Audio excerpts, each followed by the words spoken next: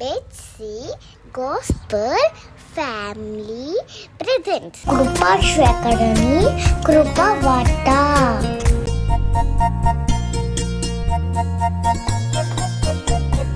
వేదన నిసిలో వేకువ వెలుగై సంతోషమును ఇచ్చిన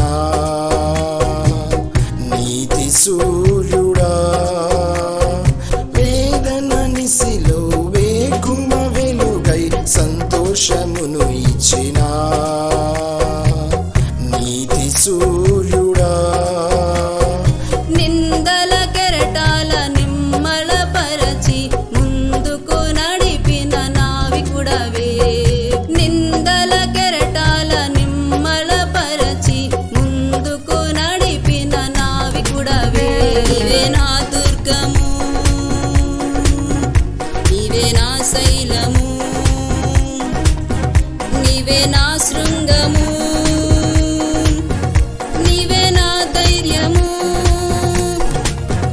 నీవే నా దుర్గము, నీవే నా శైలము, నీవే నా శృంగము, నీవే నా ధైర్యము. సర్వము నెరిగిన సర్వాధికారి, సకలము నీకు విదితము యేసు స్వామి. సకలము నీకు విదితము యేసు స్వామి.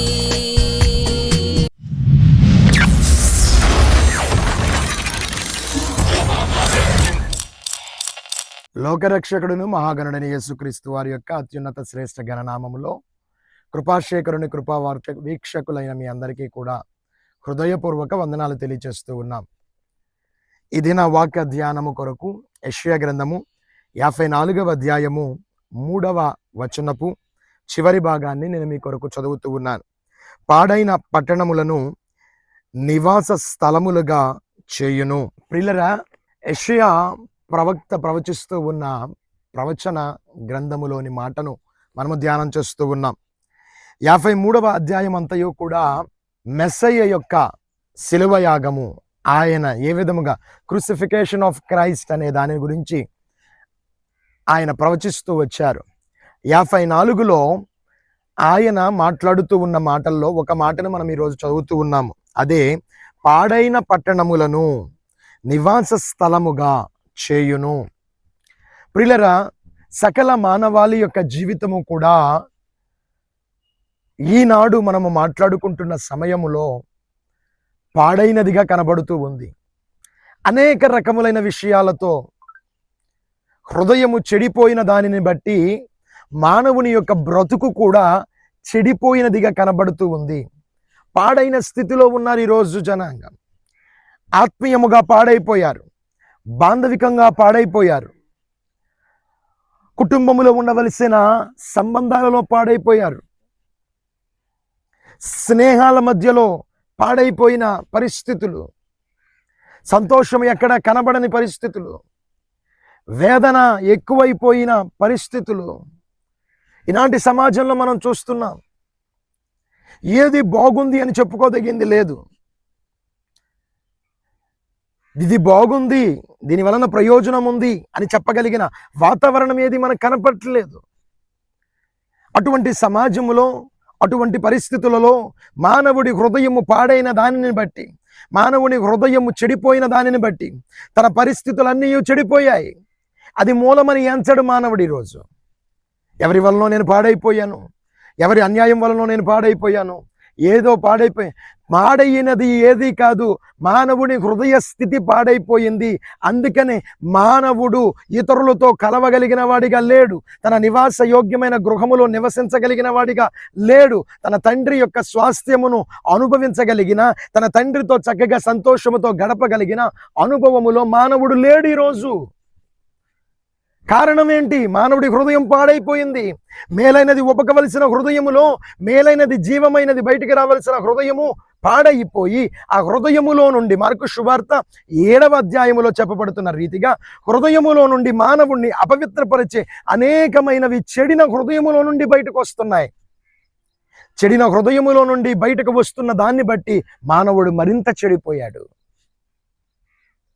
ఆ చెడిపోయిన అనుభవంతో బ్రతుకుతున్నాడు. అందుకనే మానవుడి హృదయము చెడిపోయింది కాబట్టే మానవుని స్థితిగతులన్నీ చెడిపోతూ ఉన్నాయి, పాడైపోతూ ఉన్నాయి. పాడైపోయి ఉన్న దాన్ని ఎలా బాగుపరుచుకోగలడు?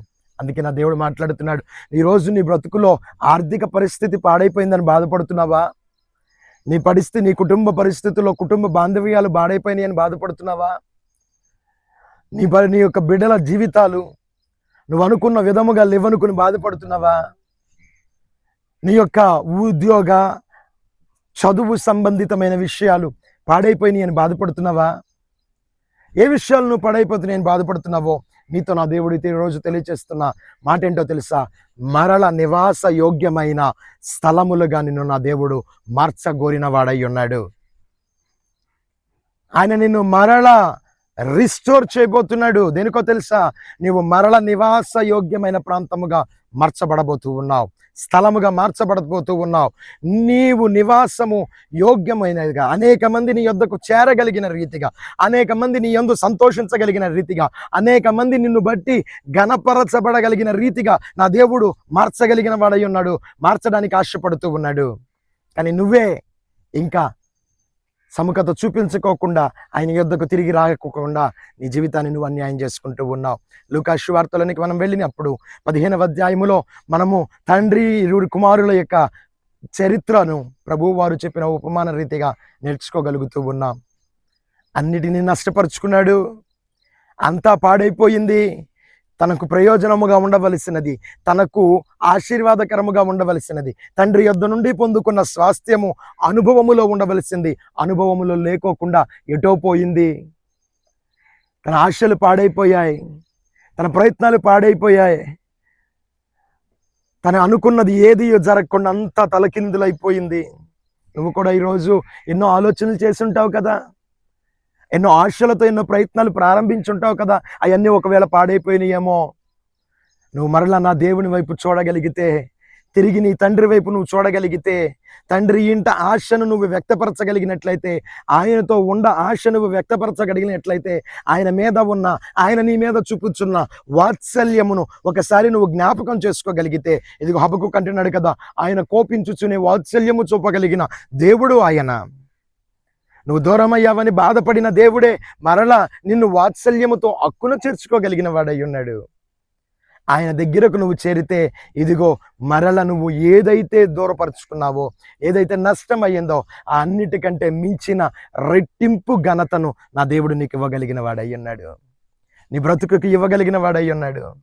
ఈరోజు నిన్ను చూసి అవహేళన చేసిన వారు, ఈరోజు నిన్ను చూసి అవమానంగా మాట్లాడిన వారు, నీ అసంటకు పొమ్మని నిన్ను తోసివేసిన వారు, నీ వలన వారికి లాభము లేదనుకుని నిన్ను కించపరిచి మాట్లాడిన వారు, నివాస యోగ్యముగా నువ్వు మార్చబడిన తరువాత ఇదిగో నీ యొద్దకు వచ్చువారై ఉన్నారు. వారు నివాస స్థలముగా నువ్వు మారిన తర్వాత నీ యొద్దకు వచ్చేవారై ఉన్నారు వారు. ఒకసారి ఆలోచించు.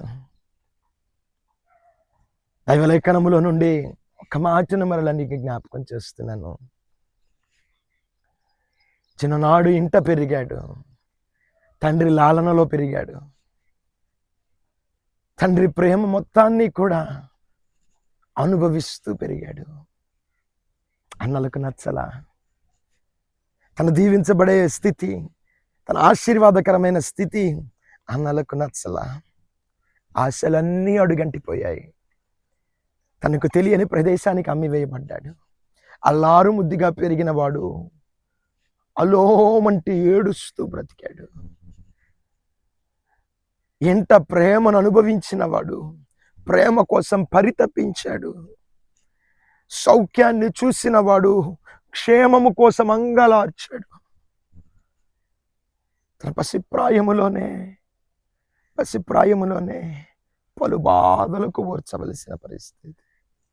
పైపెచ్చు కష్టమే కాదు, తన యవన ప్రాయములో యవనికని రాకూడని శోధనను ఎదుర్కొన్నాడు. కానీ ఆ శోధనను జయించినాక కూడా గణపరచబడలేదు, కానీ మరి నీచముగా త్రోసివేయబడ్డాడు. ప్రియులరా, నీ బ్రతుకులో నువ్వు ఈరోజు అసలు ఏంటి, నాకు మార్పు కలుగుతుందా అని ఆలోచనలో ఉన్నావేమో. నా పరిస్థితుల్లో అసలు మార్పు వస్తుందా అని ఆలోచనలో ఉన్నావేమో.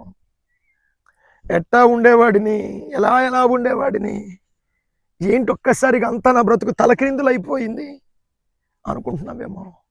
నా దేవుడు నీతో మాట్లాడుతున్న మాట, పాడైన నిన్ను నివాసయోగ్యమైన స్థలముగా నా దేవుడు మార్చడానికి ఇష్టపడుతున్నాడు ఈరోజు. నీ బ్రతుకును మార్చడానికి ఇష్టపడుతున్నాడు ఈరోజు. నీ కుటుంబాన్ని మార్చడానికి ఇష్టపడుతున్నాడు ఈరోజు. ఎన్ని అనుభవాలను చూస్తావు, ఎన్ని సాక్ష్యాలు కళ్ళ ముందు వింటున్నావు. గో, నా దేవుని కార్యము అన్నిటికంటే అత్యున్నతముగా ఉంటుంది. నువ్వు ఒకవేళ అనుకుంటావు, కొంచెములో నువ్వు అనుకుంటున్నావేమో, నా పరిస్థితి బాగుపడితే ఇలా ఉంటుందిలే, నా పరిస్థితి బాగుపడితే అలా ఉంటుందిలే, మహా అయితే నాకు ఇంకేం జరుగుద్దులే అని అనుకుంటున్నావేమో. వైధవ్యాన్ని అనుభవిస్తున్న రూతమ్మ జీవితాన్ని సంతోషముతో నింపిన దేవుడు కదా ఆయన. ఆమె ఊహించిందా, ఆమె ఆలోచించిందా నా బ్రతికేలా మారగలుగుద్దని? గొడ్రాలిగా బ్రతుకుతున్న శారమ్మను సంతోషముగా నోటి నిండా నవ్వు కలిగిన దానిగా దేవుడు చేశాడు కదా. ఇవి నీకు ప్రోత్సాహకాలు కాదా? నువ్వు పాడైపోయింది అని అనుకుంటున్నావు ఈ బ్రతుకును, నా దేవుడు మార్చగలిగిన వాడై ఉన్నాడు.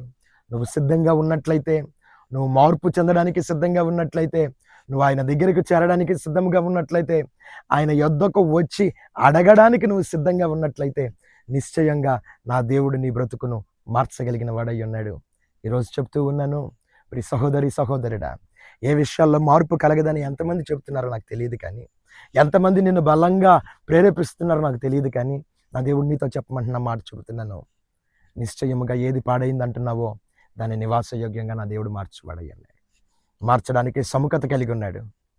ఈరోజు నువ్వు సిద్ధంగా ఉంటే గనక నీ బ్రతుకులో కలగబోతున్న మార్పును నువ్వే చూస్తావు. విశ్వసించి ప్రార్థనలో ఏకీభవించు. నీకోసం ప్రార్థన చేయబోతున్నాను. నమ్మినట్లయితే తలలో ఉంచి నువ్వు కూడా ప్రార్థనలో ఏకీభవించు.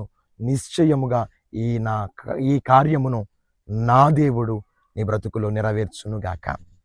ప్రార్థన చేద్దామా? తల్లు వంచు. దైవమా, నీకు వందనాలు, స్తుతులు, స్తోత్రాలు చెల్లిస్తున్నాం. సర్వాంతర్యామి, సర్వకృపకు ఆధారభూతుడా, నీకే వందనాలు. మా బ్రతుకులను ఎంత మాత్రము కూడా పాడైన స్థలములో ఉంచుట నీకు ఇష్టము లేదు. దానిని మార్చదలిచిన వాడివై ఉన్నావు, వృద్ధి చేయదలిచిన వాడివై ఉన్నావు. దాని వలన మమ్ములను హెచ్చించి నీ నామమునకు మహిమ తెచ్చుకునేవాడివై ఉన్నావు. కాబట్టి నీ నామము మహిమపరచబడడానికి మా బ్రతుకులలో నీ ఘనమైన కార్యము జరిగించమని అడుగుతున్నాను. ఎంతమంది బిడ్డలైతే మరి కుటుంబాలలో ఉన్న సమస్యలను బట్టి, ఆర్థికంగా పడుతున్న ఇబ్బందులను బట్టి, ఆరోగ్యపరంగా ఎదుర్కొంటున్న ఆ యొక్క సమస్య, ఆయా కుటుంబములో సంతాన లేమిని బట్టి ఏడుస్తున్న వారు కూడా ఈరోజు ఉన్నారు. నువ్వు బ్రతుకులను మాత్రమే కాదు, అనుభవాలను మార్చి హెచ్చించి అనేక మంది ఎదుట నీ నామమునకు మహిమ తెచ్చుకోగలిగిన వాడివై ఉన్నావు గనక ఆ కార్యాలు జరిగించి బిడలను దీవించి ఆశీర్వదించమని కోరుకుంటూ ఉన్నాం. నీ కృప అనుగ్రహించండి, క్షేమము దయచేయండి. యేసు ఘననామమున అడిగి వెడుతూ ఉన్నాము తండ్రి, ఆమేన్. ఈరోజు పుట్టినరోజులు, వివాహ వార్షికోత్సవాలు జరుపుకుంటున్నా మీ అందరికీ కూడా శుభాలు తెలియజేస్తూ ఉన్నాను. ఇలాంటివి ఇంకా అనేకములు మీ జీవితాల్లో నా దేవుడు దయచేయును గాక. మరలా రేపటి కృపాశేఖన కృపా వార్తలో కలుసుకుందాం. అప్పటి వరకు దేవుని కృప మీ అందరికీ తోడై ఉండును గాక. వందనాలు. కృపా వార్త.